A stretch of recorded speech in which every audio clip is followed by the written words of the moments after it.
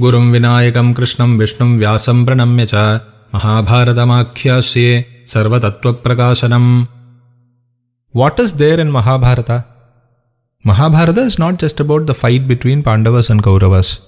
Details about Kuru Vamsha, how pious a lady was Gandhari, wisdom of Vidura, courage of Kunti Devi, greatness of Lord Krishna, honesty and truthfulness of Pandavas, evil ways of Duryodhana. Stories of noble people who have done good karma, hundreds of them. The complete Mahabharata has got 60 lakh slokas in it.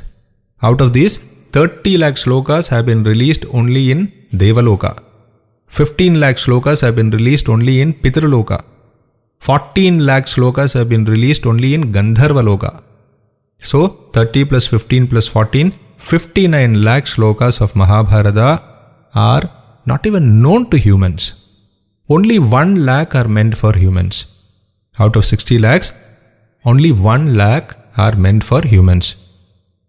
Imagine the vastness of Mahabharata. Mahabharata was told to Devas by Narada Maharshi, to Pitrus by Asita Devala, to Gandharvas, Yakshas and Rakshasas by Shukadeva himself. We heard Mahabharata through Vaishampayana. Duryodhana and Yudhishthira have been compared to trees. Duryodhana is a tree of hate and anger. Its trunk is Karna. Its branches are Shakuni. Its fruits and flowers are Dushasana. Its roots are Dhritarashtra. Where does a tree get its nutrients from? From the roots. Here, Duryodhana as a tree derived its nutrients from its roots, Dhritarashtra. What was the fault in Dhritarashtra? Over-attachment to his sons that made him blind towards dharma. All his decisions were based on his possessive attachment to his own children. All decisions and actions of Dhritarashtra centered around the agenda that his own children should benefit. In this, he overlooked his duty as a king. A king is there for the nation, not for the benefit of his own family. This principle he violated. And with the support that Dhritarashtra gave him, Duryodhana flourished as an embodiment of jealousy, hate and anger. If Dhritarashtra had brought him up well, kept him under control, exercised his responsibilities as a father, this would not have happened. Karna, Shakuni and Dushasana were parts of the tree. That was Duryodhana, each contributing in his own way. On the contrary, Yudhishthira is a tree of righteousness, dharma. The trunk of this tree is Arjuna. Its branches are Bhimasena. Nakula and Sahadeva are its flowers and fruits. Its roots are Lord Krishna, Vedas and noble scholars. Yudhishthira has tolerance in him. He has self-control in him. He has self-restraint in him. He has truth in him. He has ahimsa in him. But did he not fight a war? If he has ahimsa, then why did he go to war? For this, you should know what is ahimsa. Ahimsa is absence of parapida, tendency to trouble others, harm others. War was his duty as a Kshatriya. War was for re-establishment of dharma, not to create adharma. Duryodhana's actions were adharmic.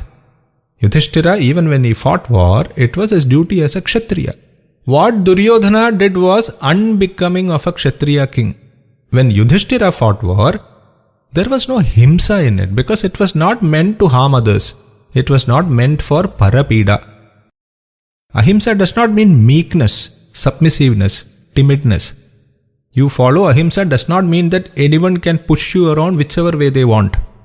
Ahimsa essentially means that you don't initiate harm to others. Retaliation to adharmic violent acts in equal terms cannot be called himsa. Arjuna, Bhima, Nakula and Sahadeva, they are parts of the tree that Yudhishthira is. They are not different from him.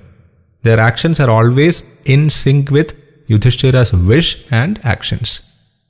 And the roots of this tree is Lord Krishna, Vedas and noble scholars. Pandavas acted upon the advice of Lord Krishna. He was their guide. Nothing can go wrong when you have Paramatma as your guide, because he will ensure that divine will is executed. Divine wish is executed. When divine will is executed, that means it cannot deviate from dharma or the divine order. Vedas.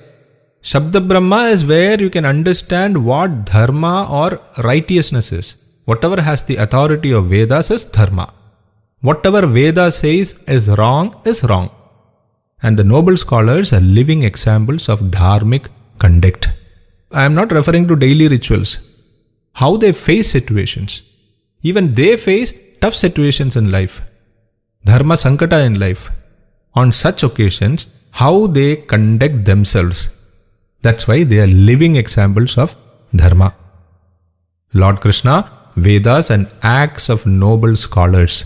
This is where the tree, Yudhishthira, derives its nutrients from. Harihi Om.